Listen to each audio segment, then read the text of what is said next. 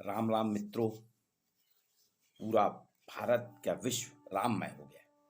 ये राम की ही महिमा है कि देखिए 1528 में बाबरी मस्जिद बनने के बाद से सतत संघर्ष के बाद आज वहां पे सब कुछ समाप्त होकर सिर्फ राम है। अयोध्या ही नहीं, अयोध्या में राम जी पहुंच चुके हैं। अपने अप्रत्यक्ष रूप में अयोध्यावासी दर्शन कर रहे हैं उनके। उनका आभा मंडल पूरे विश्व में फैल रहा है। राम एक ऐसा चरित्र है। राम दो अक्षर है, रा और माँ। रा का अर्थ होता है राष्ट्र और माँ का अर्थ होता है मंगल, अर्थात मंगलकारी राष्ट्र।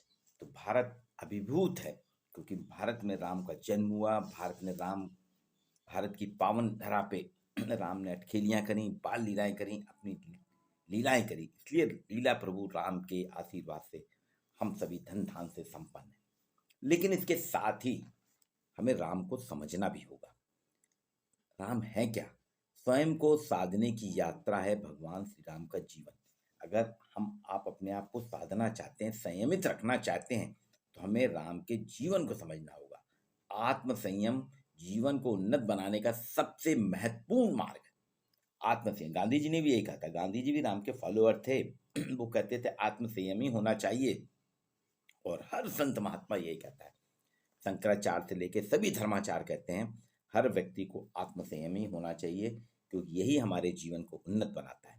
अपनी रुचि, लालसा, जीवन शैली को किसी बाहरी के दबाव के बिना अपनी इच्छा शक्ति से हमें नियंत्रित करना चाहिए और उसे उच्चतम लक्ष्य की ओर ले जाना चाहिए। आज हमारा युवा क्या कर रहा है? उसकी जीवन शैली बाहरी दबाव में है, उसकी लालसाएं बढ़ रही हैं, उसकी रुचि बढ़ रही है। वो मीडिया के दबाव में, विज्ञापन कंपनियों के दबाव में अपनी जीवन शैली बना रहे हैं। वो अपने दबाव से, अपने आत्मनियंत्रण से अपनी जीवन शैली विकसित नहीं कर रहा। आज का युवा मीडिया ग्लोबलाइजेशन से प्रभावित होकर उसके दबाव में अपनी जीवन शैली विकसित कर रहा है। हमें कैसा जीवन जीना है, कैसा नहीं जीना है, ये सब मीडिया बता रहा है। मीडिया में परोसी गई सामग्री से प्रभावित होकर आप देखिए समाज में कितनी विसंगतियां आ रही हैं। पारिवारिक रिश्ते समाप्त हो गए हैं, वैवाहिक बंधन समाप्त हो गए हैं, बिना विवाह के लोग रहना चाहते हैं। विवाह जैसी संस्था को भी हमने मजाक बना के खत्म कर दिया। सिर्फ ये मीडिया में दिखाया, जितने सीरियल आप देखिए, टीवी में जितने भी सीरियल आते हैं उन सभी में क्या है, वैवाहिक संबंधों की धज्जियां उड़ा दी गई हैं। पारिवारिक संबंधों, पारिवारिक रिश्ते, नातेदारियां समाप्त कर दी गई हैं। तो आज का युवा जो देख रहा है, हम जो परोसते हैं उसी को देखते हैं। तो मीडिया से प्रभावित होकर अपनी जीवन शैली को, अर्थात बाहरी दबाव से अपनी इच्छा शक्ति को नियंत्रित नहीं कर रहा, बल्कि बाहरी दबाव उसकी इच्छा शक्ति को नियंत्रित कर रहा है। जबकि आत्म संयम से हमें अपनी इच्छा शक्ति को नियंत्रित करना है। अगर हम ऐसा कर लेते हैं, आत्मवत्ता यानी चेतनता अगर हम ले आते हैं, तो भारत नहीं, सारे समाज से विसंगतियां, व्याधियां, जितनी भी सोशल पैथोलॉजी बढ़ रही है, सामाजिक व्याधि की जो बढ़ रही है, समाप्त हो जाएगी। अर्थात इंद्रियों पर नियंत्रण नहीं करता वो, अपनी उसके आत्मबल, उसकी आत्मवत्ता का क्या प्रयोजन? कोई प्रयोजन नहीं। आत्मवान कौन है? भगवान नारद ने भी कहा था राम नियत आत्मा है। राम नियत आत्मा है, अर्थात उनकी इंद्रियों समेत उनका मन उनके वश में।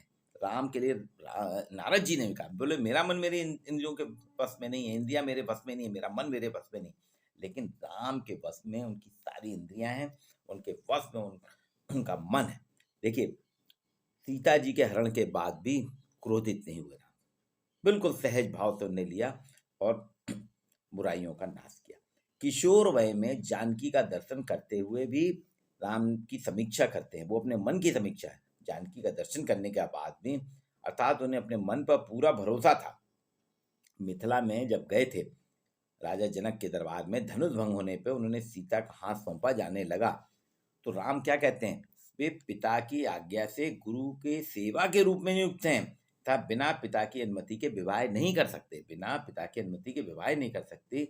इसी तरह कैकई ने जब कष्ट पूर्वक अपने 3 बचनों की मांग करके दशरथ जी से उनको वनवास दिए जाने का सारा प्रसंग समझाया, तब आप देखिए राम ने बिना किसी अधीरता, बिना किसी आतुरता या बिना किसी अपनी मन की इच्छा को प्रकट किए सहज भाव से वन की ओर प्रस्थान कर लिया।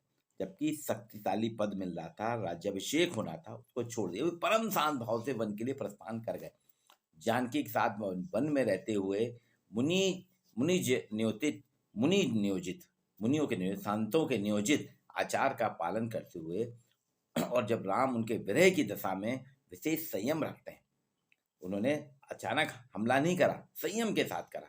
यहाँ हनुमान जी वाटिका में सीता जी से उन्होंने कई कहा कि राम ना तो मांस खाते हैं ना मदिरा पीते हैं, वे पवित्र मूल फल कंद मूल खा के अपने आहार का 5वां अंश ही ग्रहण करते हैं। देखिए कितने संयमी हैं।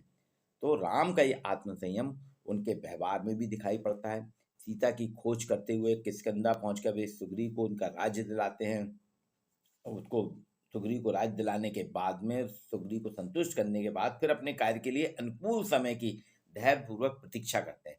हनुमान के किष्किंधा में समय बिताने के आग्रह को राम ने ठुकरा दिया। हनुमान कह रहे थे आप रुकिए, उन्होंने कहा नहीं, मुझे आगे जाना है। समुद्र पार करने की चिंता पर उसे सुखा देने की राम की सामर्थ्य थी। समुद्र को सुखा सकते, लेकिन उन्होंने समुद्र को नहीं सुखाया। उन्होंने वहां पे विनती की समुद्र से कि मुझको रास्ता दो, और वहां पे उन्होंने पुल बनाया। आत्म संयम का यह गुण जो है सदाचार, शुद्ध आहार, सतत चेतना से संभव होता है, और इसलिए राम जो है आत्म संयम के अद्वितीय उदाहरण है। राम को अगर हम अपने आप को साधना सकते हैं, राम को हमें समझना होगा, राम का जीवन समझना होगा। जब तक हम राम को नहीं समझेंगे हम आगे नहीं बढ़ सकते। भगवान प्रभु श्री राम जितने आत्म संयमी हैं, उन्होंने अपनी इंद्रियों को जीता, अपने मन को जीता, उसी तरह ईर्ष्या, क्रोध और शत्रुओं को एक साथ जीतते हैं श्री राम। श्री राम का नाम अजय पराक्रम की परिचायक है, अजय पराक्रम, क्योंकि वो बल, विवेक और धर्म निष्ठा, क्रियाशीलता उनको एक ऐसे नायक रूप में प्रतिष्ठित करती है जो कभी परास्त नहीं होता। राम कभी परास्त नहीं हुए, राम हमेशा जीतते गए, क्योंकि उन्होंने अपनी इंद्रियों पर कब्जा कर लिया था, अपनी इंद्रियों को नियंत्रित कर लिया था। ईर्ष्या, क्रोध और शत्रुओं को एक साथ जीता, ईर्ष्या को भी जीता, क्रोध को भी जीता और शत्रुओं को भी जीता। महर्षि वाल्मीकि ने राम के पराक्रम का वर्णन किया है। वो कहते हैं कि 4 मुख वाले स्वयंभू ब्रह्मा, 3 नेत्र वाले त्रिपुर नाशक रुद्र और देवताओं के स्वामी महान ऐश्वर्यशाली इंद्र भी रघुनाथ जी के सामने नहीं ठहरते हैं। राम का जो रूप है वो सरल है, सहज है, उसके साथ साथ दैहिक और शास्त्रों से युक्त है, जिसमें चारित्रिक गुणों की भरमार है। उस चारित्रिक गुणों के साथ ही राम सभी से सर्वश्रेष्ठ हैं, सबसे अलग हैं। उनमें सभी गुणों को आत्मसात करने की एक सामान भाव है। राम गुणों को धारण करते हैं। श्री राम मुक्त खंड से उनकी विवेचना की जाए तो देखेंगे सद्भाव के साथ प्रभु राम ने हर बार अपने आप को जीता है, समाज को जीता है, निष्ठावान लोगों के साथ सद्भाव रखा। राम की क्षमता को परखते हुए उनके क्रोध पर नियंत्रण करने का असाधारण गुण सामने। देखिए राम जी क्रोध पे नियंत्रण करते थे। क्रोध से अवांछित प्रतिकार करने का जो मनोविज्ञान है वो हमें राम से सीखना होगा। सामान्य रूप से क्रोध जो अवांछित का प्रतिकार करता है, उसका मनोविज्ञान है, वो हमें राम से सीखना होगा। अतिरेक में अनर्थ बन का कारण, अतिरेक जो हम करते हैं ना, वो हमारे अनर्थ का कारण बन जाता है। लेकिन देखिए राम जी ने कभी अतिरेक नहीं किया, उनने कभी अनर्थ नहीं, इसलिए उनसे अनर्थ नहीं किया। वो कहते थे क्रोध पाप की जड़ है, उसके नीचे अधीनस्थ लोग अनुचित करते हैं और समस्त लोग के प्रतिकूल आचरण करते हैं। इसलिए राम अद्वितीय बल और तेज से युक्त होते हुए, उन्हें बहुत बल था, बहुत तेज था, लेकिन क्रोध के स्वरूप किसी से क्रोधाभिक्त होकर उन्हें कोई प्रतिक्रिया नहीं करी।